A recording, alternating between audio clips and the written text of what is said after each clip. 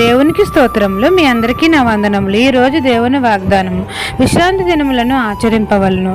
లేవియా కాండము 26వ అధ్యాయం 2వ వచనం. మహాపరిశుద్ధుడైన మన తండ్రి అయిన యెహోవా మనతో సెలవిచ్చినదేమనగా విశ్రాంతి దినములను పవిత్రంగా ఆచరించాలి అని. దేవుని పరిశుద్ధ మందిరమును మనం అందరము సన్మానించాలి. మనం అందరము తండ్రి కట్టడలను బట్టి నడుచుకుని ఆయన ఆజ్ఞలను ఆచరించి వాటిని అనుసరించి ప్రవర్తించాలి. అప్పుడు తండ్రి మనకు వర్షాకాలంలో వర్షమును దయచేసి భూమి పంటలనిచ్చేటట్లు చేస్తాడు. మన పొలముల చెట్లు ఫలించేటట్లు చేస్తాడు. మనం అందరము తృప్తిగా భుజించి నిర్భయంగా నివసించేటట్లు మన తండ్రి మనకు దీవెనలు ఇస్తాడు. మన గంపయు పిండి పిసుకు తొట్టియు దీవించేటట్లు చేస్తాడు. మన దేశంలో మనకు క్షేమమును కలుగజేస్తాడు. కాబట్టి మనం అందరము విశ్రాంతి దినములను పరిశుద్ధంగా ఆచరించి తండ్రి పరిశుద్ధ మందిరమును సన్మానించాలి.